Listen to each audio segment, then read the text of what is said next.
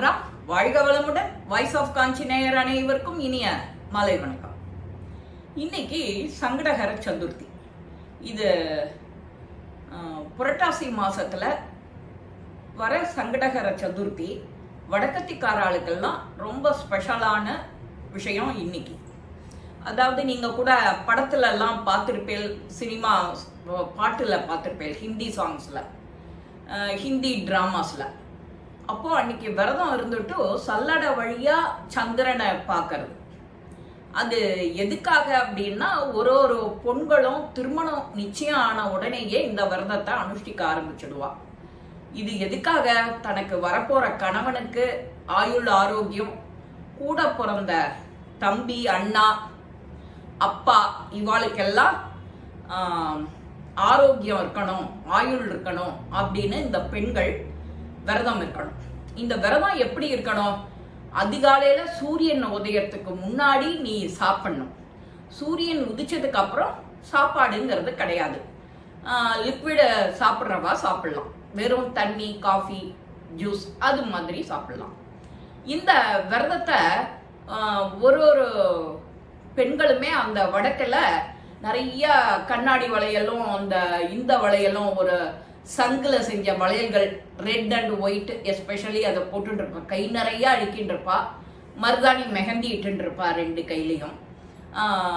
இது நம்ம சவுத்துல உமா மகேஸ்வரி விரதம்ங்கிற மாதிரியும் சொல்லுவா. உமா மகேஸ்வரி விரதமும் விநாயகருக்கு சேர்த்து செய்யறதுனால அங்க சந்திரனோட தொடர்பு கொண்டு வடக்க பண்றா. நாம சந்திரனை தொடர்பு கொண்டு பண்றது இல்ல. விநாயகரை சதுர்த்தி அன்னைக்கு அதை பண்ணிக்கிறோம். ஒரு மாசமும் பௌர்ணமி தேய்பிரையில வரக்கூடிய 4வது நாள் சதுர்த்தி. அது தேய்பிர சதுர்த்தி போதுதான் சங்கடஹர சதுர்த்தி வரும். இந்த சங்கடஹர சதுர்த்தியில தான் வடக்கத்திக்காரெல்லாம் இது செய்யறது.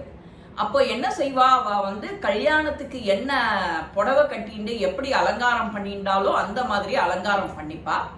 அந்த விரதத்தை அவ்வளவு அழகா அனுஷ்டிச்சுட்டு சாயங்காலம் சந்திரனை பெரிய சல்லடையில பாக்குறது அந்த விரதத்தோட முக்கிய பங்கு.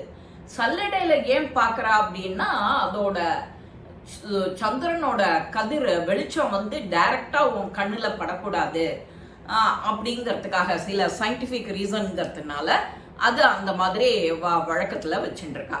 ஒவ்வொருத்தருமே பல வகையான அனுஷ்டிக்க அவாவா குடும்பத்து வழக்கப்படி, முன்னோர்கள் வழக்கப்படி அப்படி பண்ணிட்டு இருப்பா.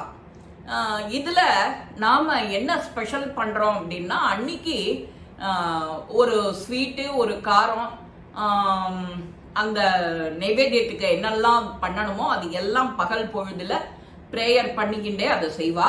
அதுக்கு ஒரு கதை. நம்ம சாவித்திரி நோன்பு பண்ணுவோம் இல்லையா, ஏப்ரல் மாசம் வருமே காரடையார் நோன்பு, அந்த மாதிரி அவ நார்த்ல அந்த ஒரு கதைய படிப்பா. நாம சாவித்திரி எப்படி அந்த காட்டுல கணவனை மீட்கிறா அப்படிங்கிற அந்த கதையை படிப்போம் அன்னைக்கு. அத கதையை படிச்சுட்டு தான் சரடு கட்டிட்டு அந்த குழக்கட்டை நைவேத்தியம் பண்ணிட்டு சாப்பிடுவோம். அன்னைக்கு நாமளும் விரதம் இருப்போம். இவா என்ன பண்றா? கார்த்தால சூரிய உதயத்துக்கு முன்னாடி சாப்பிட்றதோட சரி, அப்புறம் இந்த சந்திரனை பார்த்துட்டு அதுக்கு பிரசாதங்கள் பண்ணி அப்பாக்கு, அண்ணா தம்பிக்கு, கணவனுக்கு, இவா எல்லாருக்குமா ஆரோக்கியம், ஆயுள் இது 2க்கும் சேர்ந்து இருக்கிறதுக்காக இந்த விரதத்தை அவ அனுஷ்டிக்கிறா.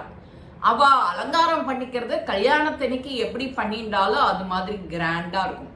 இவ பொதுவா நார்த்துக்காரால பொறுத்த வரைக்கும் தசரா ஆரம்பிச்சு எடுத்தோம்னாலே அவளுக்கு வரிசையா பண்டிகை வரிசை கட்டும். நமக்கு ஆடி பிறந்தாலே பண்டிகை வந்துடும், வரிசையா வந்துட்டே இருக்கும். இதுதான் நார்த்துக்கும் சவுத்துக்கும்.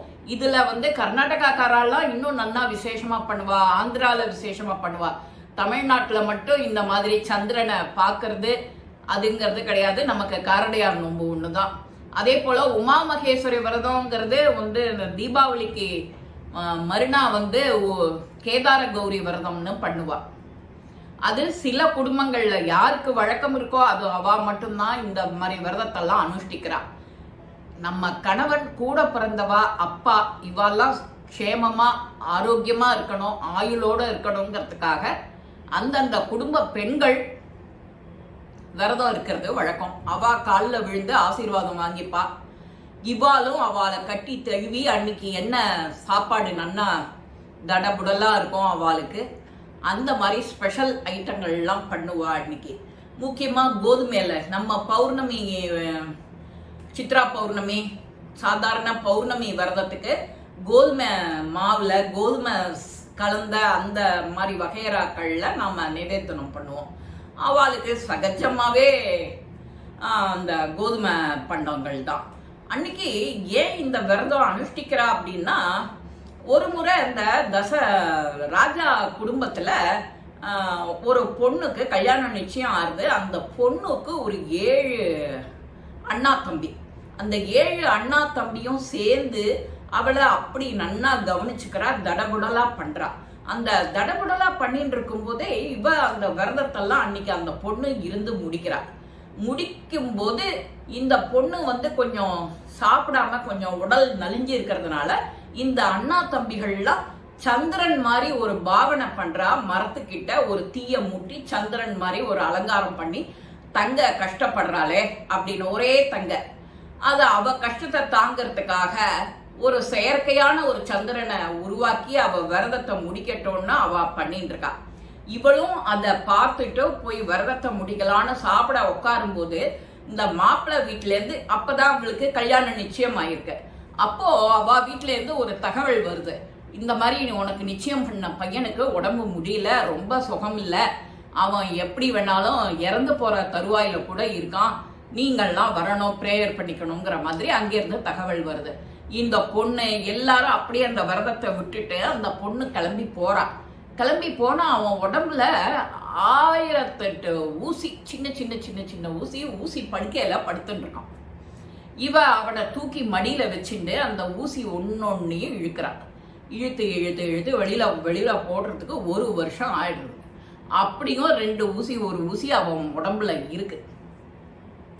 உடனே இவ பின்னாடி யாரோ கூப்பிடுறான்னு சொல்லிட்டு 1 நிமிஷம் இதே மாதிரி இந்த பூஜையை சந்திரனை பார்த்துட்டு வருவோன்னு இறக்கி கணவனோட தலையை இறக்கி கீழே வச்சுக்கிட்டு அவ வெளியில போனவ திரும்பி வரத்துக்குள்ளர இவ கூட இந்த அரண்மனையில இவளுக்கு ஹெல்ப் பண்றா இல்லையா அந்த வேலைக்காரி, அந்த 1 ஊசியை எடுத்துடுறான்.